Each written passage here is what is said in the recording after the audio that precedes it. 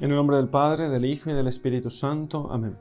Queridos amigos, vamos a hacer la lección divina del Evangelio según San Marcos, capítulo 6, versículos 7 al 13.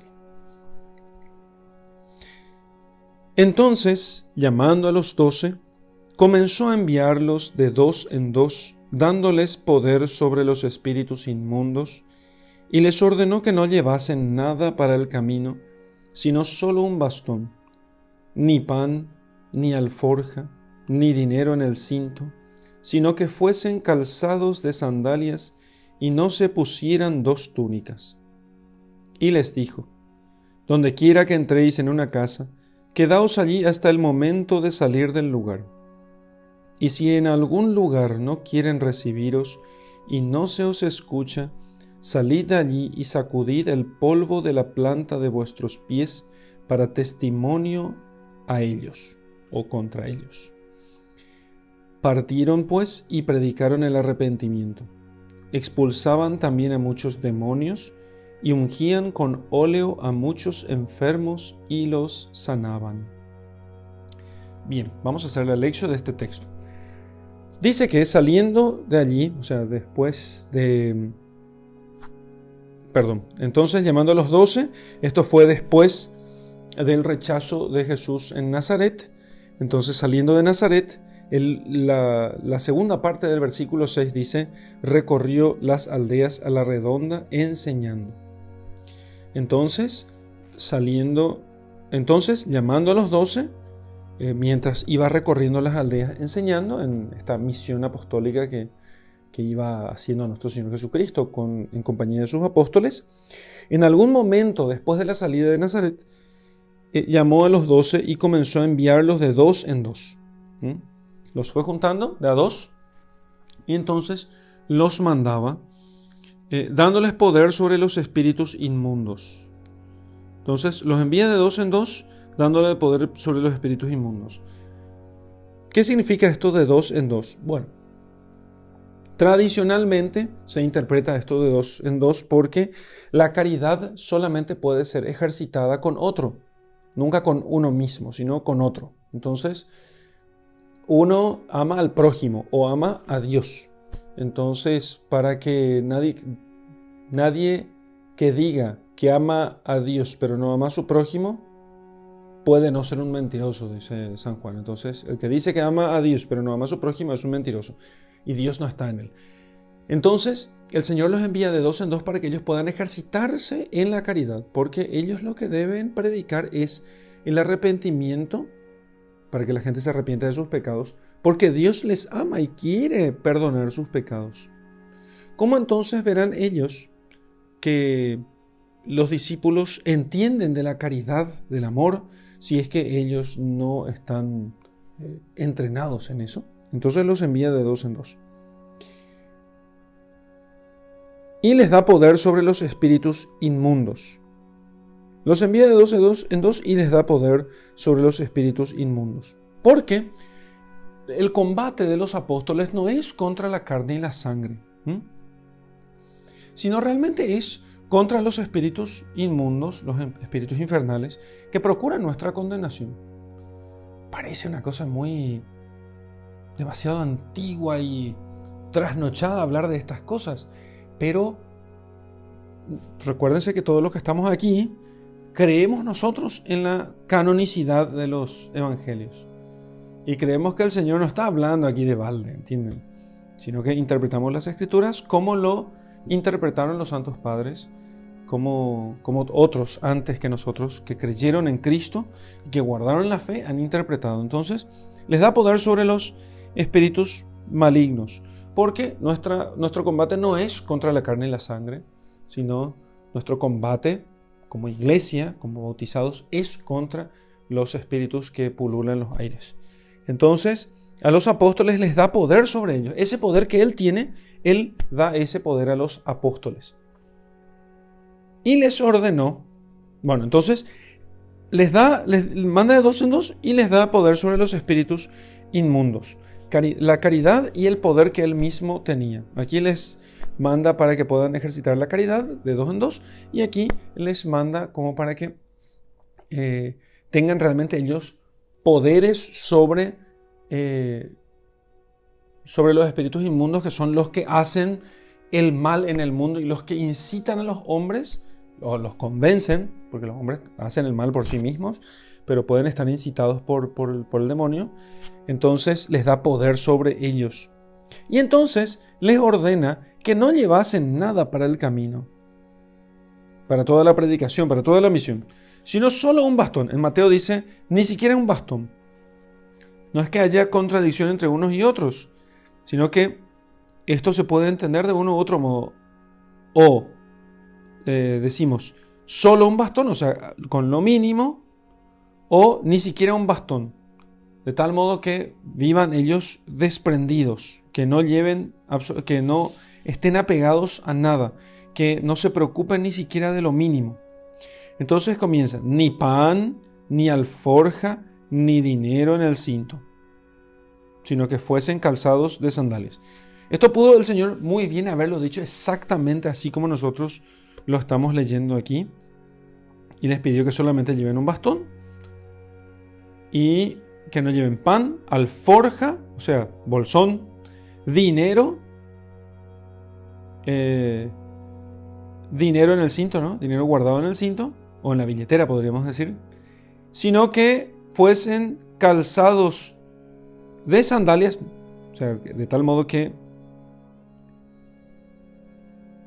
los pies no estaban completamente cubiertos, sino que estaban algo descubiertos y visibles. Y no se pusieran dos túnicas, no se pusieran dos túnicas, sino que se pusieran solamente una túnica, lo mínimo, o sea, llevaran una ropa que fuese sencilla, una ropa que fuese sencilla. Entonces, fíjense ustedes al tener esta descripción, llevan solo un bastón, no llevan comida, no llevan bolsón, no llevan dinero, pues van calzados con sandalias, todos conocen una sandalia, y no se pongan dos túnicas, o sea que no se pongan una camiseta debajo de la camisa, qué sé yo, cosas así, sino que vayan con la ropa más sencilla. Hay muchas interpretaciones respecto de este tema del simbolismo de cada una de estas cosas, ¿sí? Como que, qué sé yo, por ejemplo, que el pan simboliza los placeres de la carne, la alforja simboliza nuestras seguridades terrenas, el dinero en el cinto es la sabiduría que se esconde, y todos esos simbolismos que son muy interesantes. Me voy a concentrar solamente, sin embargo, en el conjunto y decir que aquí el Señor lo que les está diciendo a ellos es que no se preocupen de lo que ustedes necesitarán para el sustento de su vida. ¿Sí? Porque va a decir en otro momento que el obrero merece su salario y que ellos son obreros de Dios, o sea que Él les manda, que no es que se aleja de ellos, no es que cuando les dice vayan, entonces ellos van sin Él, sino que realmente Él está con ellos y que no tienen de qué preocuparse, sino que en su conjunto ellos tienen que entender que van provistos de lo necesario para la predicación. No se refiere aquí a que no tengamos nada en general, entonces qué sé yo, no podría decir, no tenés que tener ni libros, ni cuadernos, ni tener ciertas cosas, sino que para la predicación no se necesitan otras cosas. Y después no voy a adelantarme esta vez en la meditación, sino que voy a meditar después. Entonces, para la predicación ustedes no necesitan más que solamente la fuerza de su palabra. ¿Y dónde entréis? Y ahora entonces solamente la fuerza de su palabra. No necesitan más que esto. Necesitan lo mínimo. Solo un bastón, no lleven pan, no lleven alforja, no lleven dinero en el cinto y vayan calzados solamente de sandalia y no se pongan dos túnicas. Ya está, es lo mínimo. Lo mínimo. Más que eso no necesitan para la misión que yo les voy a encomendar. Y entonces los apóstoles se van sin muchas seguridades. No tienen todos los medios que a veces nosotros ponemos hoy para poder hacer un trabajo de evangelización. Y cierto, hay trabajos de evangelización que necesitan mucho más que dos túnicas. Por ejemplo, grabar esta lección necesita mucho más que dos túnicas. ¿Qué sé yo? Una cámara cuesta cuesta mucho más que 2 túnicas o 100 túnicas. No sé, una cámara fotográfica, la luz, lo que sea. Hasta parecería que nosotros estamos faltando con el mandamiento que está dando el Señor aquí. Entonces, lo que tenemos que ver es entender qué es lo que el Señor nos está diciendo con esto. ¿Sí? ¿Qué es lo que el Señor nos está diciendo? Y que tiene mucha razón. Que para la predicación del Evangelio no se necesita. Podemos nosotros agregar cosas. Podríamos nosotros agregar cosas. Y de hecho después los apóstoles usaron de todos los medios de que la providencia les había conferido, les había entregado, todos los medios que el tiempo les proporcionaba para poder predicar el Evangelio. Incluso la sabiduría de las filosofías de su tiempo, las bibliotecas, la tecnología la escrita sobre el papel o sobre el papiro, etcétera, qué sé yo. Todo ese tipo de cosas los cristianos han utilizado para enseñar, para predicar el Evangelio. Pero en este texto el Señor nos está diciendo que básicamente que la semilla da fruto por sí misma. Y quería que sus apóstoles en su primera misión ellos entendieran ya esto, que el Evangelio da fruto por sí mismo. Y que si yo no tengo medios, si yo entiendo que tengo que anunciar el Evangelio, si yo no tengo medios, entonces igual tengo que anunciar el Evangelio, aunque no tenga medios, porque solo necesito de lo mínimo. Volveremos sobre esto en la meditación. Entonces, y donde quiera que entréis en una casa, quedaos allí hasta el momento de salir del lugar. O sea, hasta el momento de salir no se pasen, podríamos decir, no se pasen visitando a otros y haciendo vida social. O también quédense en la casa de esta familia hasta que se retiren de aquel pueblo, de aquel barrio. Entonces quédense en un solo lugar. Y si en algún lugar no quieren recibirles y no se os escucha. Bueno, antes que nada, aquí el Señor está diciéndoles que, bueno, van a tener las relaciones sociales mínimas que ustedes necesitan. No está diciendo que no hablen con nadie o cosas por el estilo, sino que quédense en esa casa hasta el momento de salir del lugar, sin estar cambiando y cambiando de casa, sin estar queriendo relacionarse con todo el mundo. Claro que se requieren de relaciones para poder predicar el Evangelio, pero aquí lo que el Señor está diciendo es de nuevo poner lo mínimo. No es la elocuencia, la amistad, no es para que ellos digan después, sí, fulanito de tal se convirtió gracias a mi amistad. ¿Entienden? Fulanito de tal se convirtió gracias a mi elocuencia, gracias a los medios, gracias a que tuvimos un evento con todos los medios técnicos que necesitábamos, etcétera, etcétera. Todo ese tipo de cosas. Es poner la efectividad, ¿sí?, los frutos del Evangelio, más bien en cosas humanas o materiales que en la gracia. O más bien en cosas espirituales inclusive, porque las relaciones que tenemos de amistad con las personas no son materiales, son espirituales. Pero en cualquier cosa que no sea la gracia. En cualquier cosa que no sea la gracia. ¿Entienden? Entonces, y quédense entonces allí hasta el momento de salir del lugar. Y si en algún lugar no quieren recibiros y no se os escucha, salid de allí y sacudid el polvo de la planta de vuestros pies para testimonio a ellos. O sea, como último intento, ya que no les escucharon, sacudan el polvo, que era como una especie de maldición, y entonces den testimonio contra ellos. ¿Sí? Después va a decir el Señor en otro evangelio, en Lucas, que en el día del juicio final, el juicio de aquel pueblo será peor, ¿sí?, de aquella ciudad será peor que Sodoma y Gomorra en el día del juicio final. De tal modo que por lo menos con esto todavía no es que se cierren las puertas, pero al menos hace un último llamamiento a la gente porque realmente les quiere, porque Dios comienza hablándonos siempre con dulzura. Y si no le escuchamos, nos habla con dureza. Entonces, no pensemos que Dios no es capaz de ser duro. El que dice eso es porque lee las Escrituras y no cree en ellas. Entonces, Dios usa con dureza, no para castigarnos, o sea, no para perdernos, sino para amonestarnos y para llamarnos a la conversión. Porque quiere que nosotros nos convirtamos. Y eso es siempre ese es el motivo último de la cuestión. Por eso nadie puede decir que no necesita de purificaciones. Partieron pues y predicaron el arrepentimiento. ¿Qué predicaron? El arrepentimiento. Qué duro. ¿Por qué no predicas mejor el amor de Dios? ¿Por qué no predicas mejor que somos todos hermanos y que es todo lindo y muy bonito? Entonces, que Dios quiere a todos sus hijos por igual. No. Fueron y predicaron el arrepentimiento.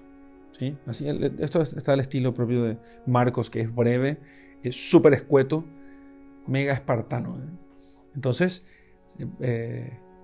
lacónicos, dice, porque los espartanos eran de Lacedemonia, en los lacedemonios o lacónicos. Entonces, cuando alguien dice sí, no, ¿por qué? ¿Cuándo? Ayer. Respuestas breves, lacónico. Y aquí Marcos es muy propio de Marcos ese laconismo. Entonces fueron a predicar el arrepentimiento. Por supuesto que pudieron haber predicado también el amor de Dios, su misericordia, pero el objetivo último es que la persona se arrepienta de sus pecados y se vuelva a Dios. Ese es el tema. Que se arrepienta de sus pecados y que vuelva a Dios. No hay otro objetivo en toda la predicación. No hay otra finalidad. No se trata de hacer una especie de animación para que la gente esté animada pastoralmente, por favor.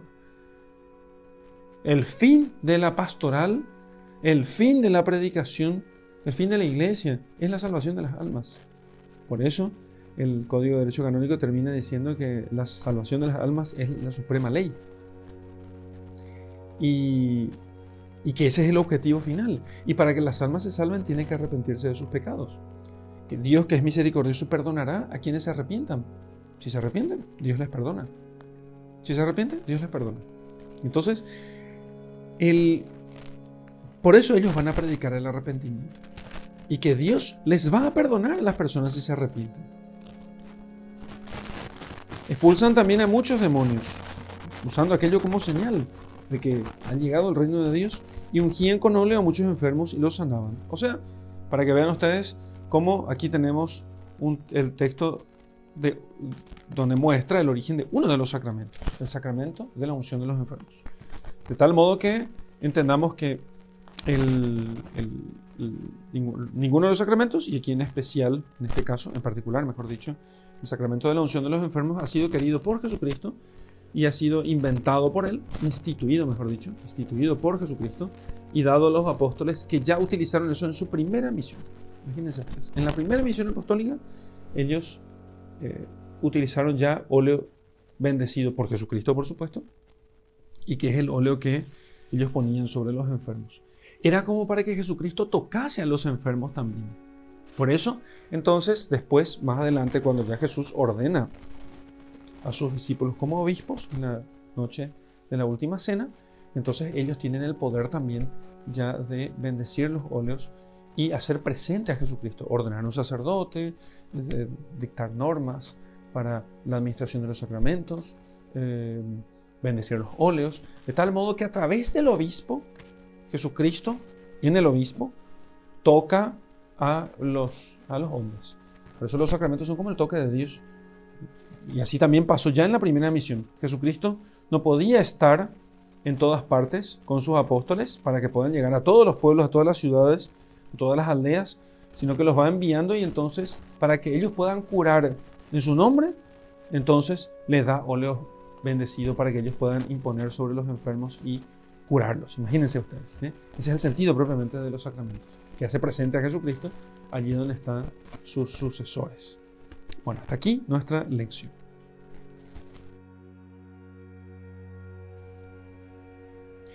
Vamos a meditar este texto, que es muy importante porque nos habla de la misión de la iglesia. La misión de la iglesia no lo decimos en sentido de lo único que la iglesia tiene que hacer, ¿sí?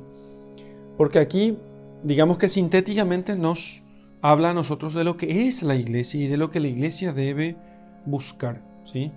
De lo que la iglesia, a dónde la iglesia debe apuntar.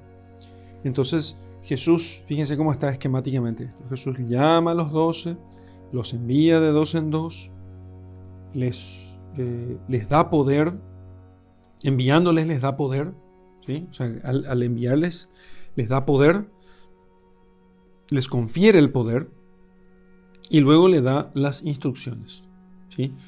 no lleve nada para el camino, solamente en bastón, no pan, no alforja, no dinero en el cinto, que fuesen solo sandalias, no se pongan 2 túnicas, donde quiera que entre tal cosa, etcétera, etcétera. Entonces va dando instrucciones. Y al final partieron pues y predicaron el arrepentimiento. Entonces los llama, los envía confiriéndole poderes. O sea, les ordena en cierto modo, ¿sí? No es que le ordene al sacerdote aquí todavía, pero les ordena en cierto modo y les da instrucciones. Les da instrucciones de cómo tiene que ser la predicación. Y luego ellos van predicando el arrepentimiento. Entonces, la misión de la iglesia también, en este esquema de la vida de la iglesia, también hace lo mismo. El Señor primero nos llama. Nosotros no estamos en la iglesia porque nosotros hemos elegido a la iglesia. Y de hecho, en ese sentido creo que el católico tiene muy fuerte conciencia de que Dios es el que le llama a la fe, porque como nosotros recibimos el bautismo por voluntad de nuestros padres. Entonces, por supuesto que si creciéramos como cristianos, lo más probable y lo más seguro en el 99% de los casos es que la persona termine siendo cristiano cuando sea grande y pidiendo el bautismo. Pero si eso va a ser casi siempre así, entonces es mejor, la iglesia ve mejor que ya se bautice a los niños. Pero ese no es el tema de la meditación, sino el tema de la meditación es que por el hecho de que somos bautizados cuando todavía somos párvulos, sin uso de razón, y ya venimos al mundo entendiendo todas las cosas en clave cristiana, entonces nos es más fácil entender aquello de que somos llamados por Dios, que no somos nosotros los que le elegimos a Dios, sino que es Dios quien nos elige. También Dios nos llama, así es que aunque yo pidiera el bautismo a los 30 años, también es Dios el que me llama. De hecho, uno tiene conciencia del llamado de Dios de otro modo, ¿sí? ¿Y de qué modo es eso? El modo en que uno entiende que si Dios no le hubiera movido desde adentro, él no se hubiera acercado a Dios. Entonces, llama a los 12 y luego comienza a enviarlos de 2 en 2, dándole poder sobre los espíritus inmundos. Envío y digamos así, a ver, ¿cómo se dice? Entrega del poder, donación del poder. Entonces, envío y donación del poder van juntos. No es que los envía solamente, sino que los envía dándoles poder sobre los espíritus inmundos. Porque los envía dándoles poder sobre los espíritus inmundos. Porque, o si no, el envío sería, digamos así, no tendría sentido. Y aquí no estamos hablando solamente de los espíritus inmundos en cuanto a demonios. O sea, uno puede decir, entonces les dio poder para hacer exorcismos, ¿sí? Normalmente yo les suelo decir a la gente cuando estábamos en las oportunidades que yo estuve delante de un caso de posesión o por lo menos de obsesión diabólica, entonces las personas, claro, quedan muy asustadas. Yo aprovechaba esas oportunidades para poder decirle a las personas, a los fieles, tranquilizarles, decirles lo siguiente, catequizarles, diciéndoles lo siguiente, que en el caso de un poseso, uno, claro, ve el sufrimiento de la persona y eso es dramático y realmente no queremos eso. Pero aquello solamente es pirotecnia, ¿entienden? Es pirotecnia, fuegos artificiales. La posesión, fuegos artificiales. Pura pirotecnia. Y entonces, ¿y por qué digo eso? Porque en realidad aquello no es la obra máxima del demonio. No es la obra máxima del demonio. No es lo mejor que él puede hacer.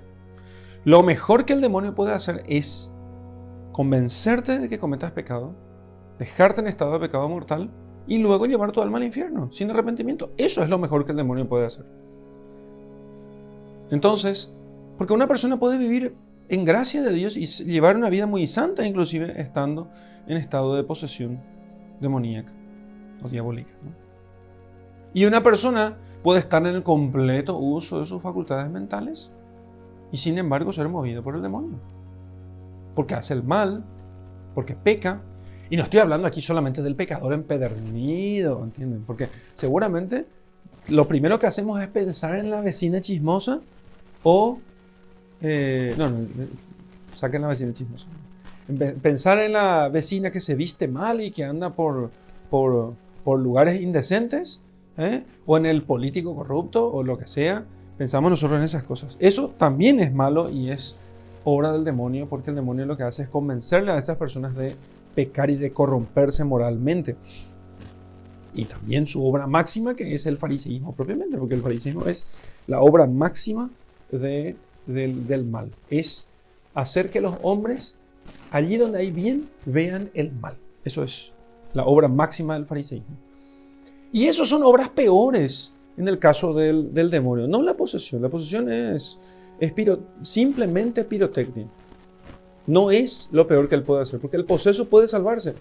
Pero el que peca, si no se arrepiente, no puede salvarse. Y el que es fariseo es muy difícil de salvarse porque él piensa que está haciendo el bien. Peor todavía. Entonces, al darle poder sobre los espíritus inmundos, no solamente está dando poder en dos sentidos. Uno, que con su predicación va a mover los espíritus para que dejen el pecado.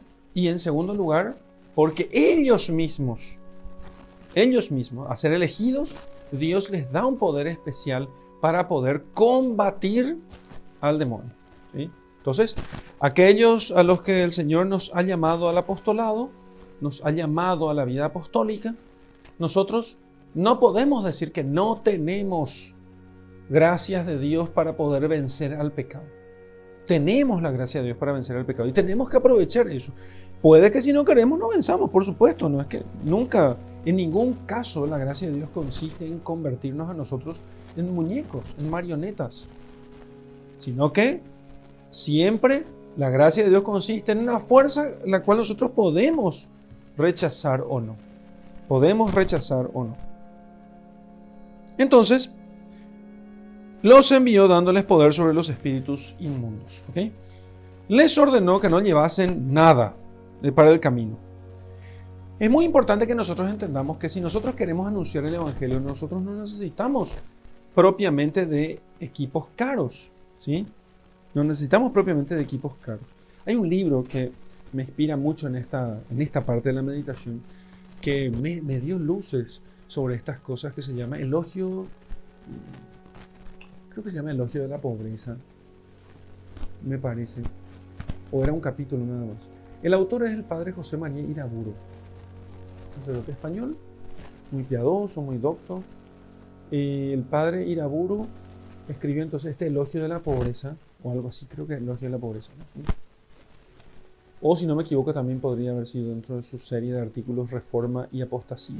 Está en el sitio web infocatólica.com, allí está, o .org, no recuerdo, Infocatólica se llama el sitio. El padre Iraburu todavía escribe allí, escribe mucho. Entonces, el padre Iraburu llama la atención sobre algo que lo viví mucho yo en mi juventud. Nosotros pensamos que los eventos de evangelización son tanto más efectivos cuanto más se gaste en ellos y cuanto más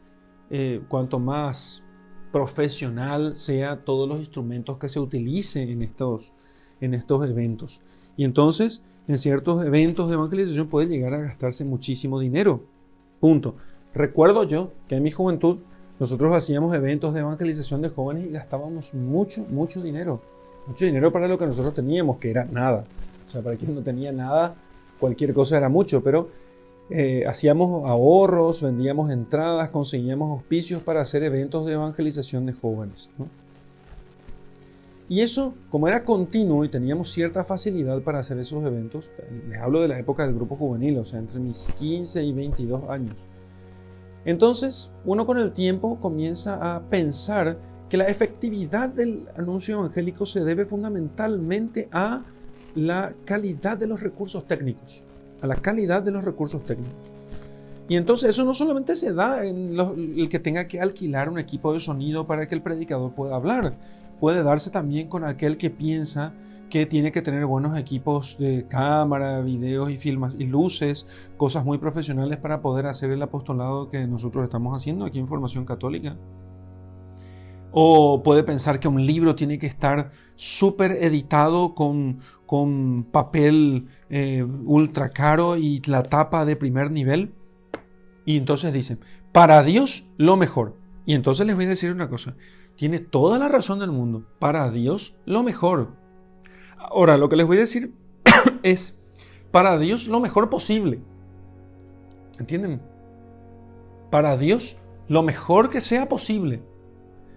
Porque a veces en tiempo de las vacas gordas podemos, digamos, hacer algo mejor y en tiempos de vacas flacas vamos a tener que hacer algo menos mejor. Pero lo que no podemos hacer es parar de evangelizar o de anunciar el evangelio, parar de predicar el evangelio y predicar la conversión, como dice el evangelio, este evangelio de hoy, solamente porque no tenemos recursos técnicos o solamente porque no tenemos cosas externas, llámese como quieran. Hábito, por el hábito religioso. No es incomún escuchar a los laicos decir, no, lo que pasa es que ustedes tienen hábitos y a ustedes se les escucha. No, quiero decirte una cosa, no, es cierto que el hábito facilita, es cierto que un equipo de sonido hace que yo pueda hablarle a 5.000 o 6.000 personas. Es cierto que una conexión a internet me permite tener un sitio web, es cierto que, etcétera, todo es cierto. Pero la semilla del evangelio da fruto por sí mismo. Y entonces, lo que yo tengo que hacer es sembrarla. Y si yo no tengo hábito, porque soy laico, ¿entienden? Entonces yo puedo sembrar esa semilla, o yo puedo sembrar la semilla y lo que puedo hacer es sembrar la semilla y esperar que la semilla dé fruto por sí mismo. Porque va a dar fruto por sí mismo, no por los recursos técnicos que yo utilice, sino porque es la palabra de Dios. Así que entonces la técnica no es la que da efectividad a la semilla, sino que la semilla produce fruto por sí misma. Entonces, si tenés para hacer si tenés recursos para hacer digamos así, un evento que cueste algo, con tal de que no sea demasiado, digamos, dependiendo, qué sé yo, si tienes un evento con el Papa, por supuesto, eso va a costar mucho más dinero porque hay que van a venir 3 millones de personas, venir un montón de curas de todas partes, hay que hacer los ornamentos a la gente, el altar, etc. Claro que eso cuesta dinero, pero para la evangelización de nosotros que somos los porotos, no necesitamos gastar muchísimo dinero, ¿sí? O sea, va a ser diferente eso. Incluso, el principio aquí es lo siguiente: hay que hacer lo que se puede, lo mejor que se puede, también para el trabajo de evangelización. Entonces, si lo que yo veo que Dios me llama a hacer, puede que no me llame a hacer, ¿verdad? Pero si yo veo que Dios me llama a hacer videos en internet, formación católicaonline.org, qué sé yo. Y yo no tengo recursos para hacerlo. Entonces, en realidad, Dios no me llama. Entonces, yo estoy imaginando que Dios me llama, ¿sí? Si yo tengo para hacer, pero no tengo para hacer como un super sitio web de la gran flauta con, no sé, calidad cinematográfica, porque hay quienes hacen videos así, me parece muy lindo y es muy agradable ver aquello. Entonces, puedo hacer una cosa más simple, ¿no? Si realmente yo voy a agregar valor, con lo que si simplemente va a ser para llenar mi ego con lo que estoy haciendo, pero ya hay otros que están haciendo, yo lo que puedo hacer en realidad es trabajar para poder divulgar lo que otros hacen, en vez de procurar aparecer yo, porque necesariamente no hace falta que yo lo que tengo que hacer es hacer que otros conozcan a Jesucristo, no a mí. Que conozcan a Jesucristo, no a mí. ¿Bien? Entonces, son las cosas que yo tengo que entender con todo esto, ¿sí? No es la técnica, no son los recursos técnicos lo que le dan efectividad a la predicación del Evangelio. No es la calidad del papel. No es la calidad del papel. No es la calidad de la encuadernación. Realmente no es eso. Y si tenemos, bendito sea Dios, gloria a Dios, y le agradecemos por su providencia. Nosotros muchos años hicimos con muy poca cosa, y hasta ahora les aseguro que nuestra iluminación no es profesional, pero ilumina como si fuese. Porque está hecha a mano, ¿no? Está hecha a mano y con papel aluminio y goma eva, pero La verdad es que uno no se da cuenta, salvo que sea tenga ojo muy clínico. Entonces, un día podemos mostrarles cómo funciona todo esto, ¿no?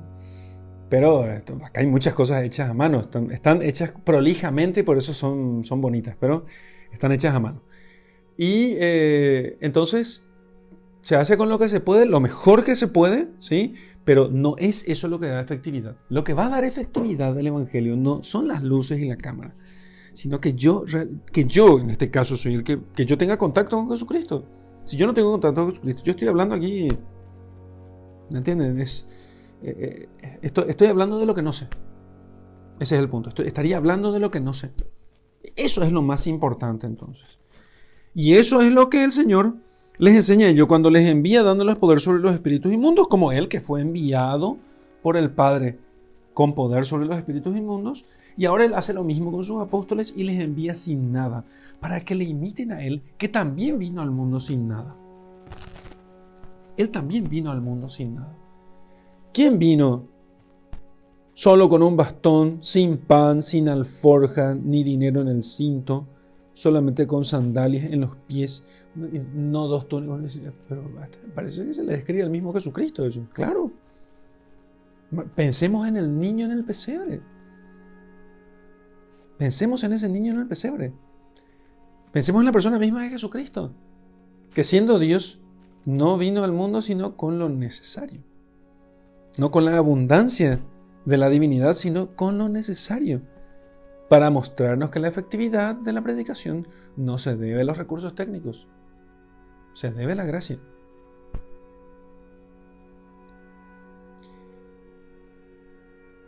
Y entonces así predicaron el arrepentimiento. Y entonces la gente se convierte. Yo he visto mucha gente, en estos casi 40, no, que casi dije una pavada. Casi 40 voy a cumplir yo, pero estoy en el apostolado en la iglesia desde los 15 años. Entonces son más o menos 22 años, más o menos, 37 años, ¿no? 37 menos 15, 22. Entonces, 22 años en el apostolado en la iglesia. Ya he visto, sinceramente, de todo. Eventos costosísimos, grandes proyectos de evangelización, altísimos presupuestos, y les voy a decir una cosa, nada es tan efectivo como un confesionario. No importa, sí, que sea el sacerdote sentado en una butaca con una estola y el penitente al lado. Nada tan efectivo como un confesionario. Nada tan efectivo muchas veces como una misa bien celebrada, que no cuesta más que muchos eventos de evangelización. Nada tan efectivo como a veces una charla entre amigos, donde uno habla sobre la doctrina de Jesucristo y les recuerda a todos los mandamientos o les recuerda el amor de Dios. Nada tan efectivo como eso. Y esas cosas no cuestan mucho, no cuestan como esos grandes eventos que a veces uno sueña. Recuerdo ahora también un muchacho que una vez, y hasta ahora lo suelo ver a veces, se me acercó cuando hubo algunos cambios en su parroquia y entonces el sacerdote lo sacó de la parroquia. Y entonces él quedó muy... quedó mal, quedó triste, entristecido por eso, porque pensaba que se le había quitado todo. Y le dije yo esa vez, estaba en la puerta de la catedral, y dije, mira, muchacho, era joven, yo era mucho más joven, fue hace mucho tiempo atrás. Y entonces le dije, mira muchacho, la efectividad del Evangelio no está en esos eventos que ya no vas a poder hacer. Si amás realmente a Dios y amás a las almas, ¿sí? Podés hacer con mucho menos, podés hacer igual o mejor. Si realmente amás a las almas. Entonces, no te desanimes. Eso lo único que va a hacer es probar por qué realmente estás. Dios sabe y conoce tu corazón, pero vos tenés que pasar por el fuego de la prueba o por la prueba del fuego. Da igual, ambas cosas, ¿no? Y fortalecer tu determinación para poder anunciar el Evangelio, cueste lo que cueste. Aunque vivas bajo el puente, aunque te quedes sin nada, igual determinado a evangelizar y anunciar el Evangelio. Si eso tenés seguro, ¿sí? Te das cuenta de que te basta con poco, que no necesitas muchas cosas. Y que entonces vas a predicar el arrepentimiento, que es lo que se busca, que es lo que el Señor quiere, con los recursos de los que dispongas, que pueden ser muchos o pocos.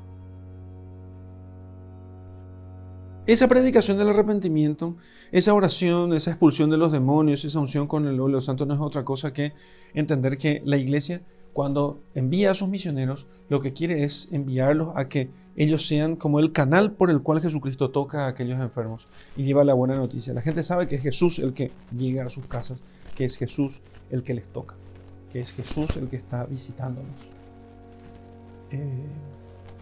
A veces pasa que entre los fieles que son más preparados, más estudiados en las parroquias, cuando llega el sacerdote o un religioso, ahí piensan que es Jesucristo el que les está visitando, ¿cierto? Cuando llega un laico, menos, ¿verdad? Pero es muy interesante que en las misiones populares, sobre todo en lugares pobres, cuando las he hecho muchas veces en mi vida, y veo cómo la gente humilde, sencilla, pobre, casi ignorante, se siente tan contenta por la visita a veces de jovencitos, de chicos con poquísima preparación que llegan a sus casas solamente para asperger el agua bendita o para rezar con ellos y para predicarles sobre algún pasaje del Evangelio o rezar por algún enfermo o invitarles a la misa que va a tener ese día al final en el acto misional. Y entonces ellos sienten que es Jesús el que les visita.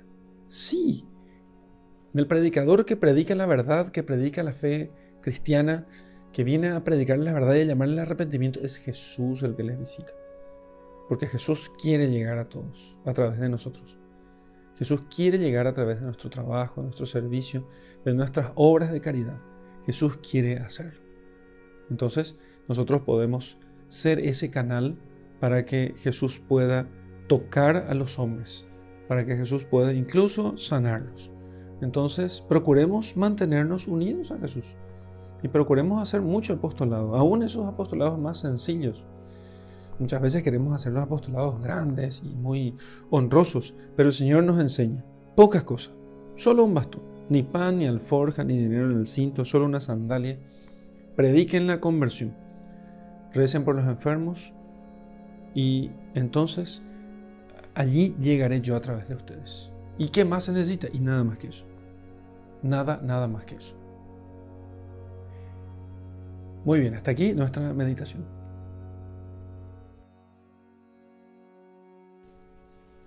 Vamos a rezar conforme a lo que hemos aprendido en esta meditación. En el nombre del Padre, del Hijo y del Espíritu Santo. Amén. Te doy gracias, Señor, porque la eficacia de la predicación no depende de mis cualidades, ni depende de lo que tenga yo para poder anunciar el Evangelio. Depende solamente de ti. Cuánta soberbia la mía muchas veces al pensar que las cosas eran eficaces por lo que yo hacía. Y sin embargo, son eficaces porque tú estás en ellas. ¿Qué importaría, Señor, si yo utilizara todos los recursos del mundo, aunque yo dominara las lenguas arcanas y el lenguaje del cielo pudiera expresar? No tendría valor ni me sirve de nada si me falta el amor. Si me falta el amor, Señor, el amor a ti, si tú no estás conmigo porque yo no te amo, porque por el pecado te he expulsado de mi vida, entonces yo nada soy. Mis palabras serían como campana que retiñe, campana hueca, que no tiene sustancia. No tendría ningún sentido. Pero si tú, por el amor a ti, si tú estás en mí, si tú estás en mis palabras y si yo hablo de ti, Señor, porque te conozco y porque te amo, entonces no necesitaré de muchas cosas para que las personas escuchen tu palabra y se conviertan. Dame, Señor, la gracia de predicar siempre la conversión y sobre todo de yo mismo convertirme siempre, para que convirtiéndome pueda amarte cada día más. Gloria al Padre y al Hijo y al Espíritu Santo, como era en el principio, ahora y siempre, y por los siglos de los siglos. Amén.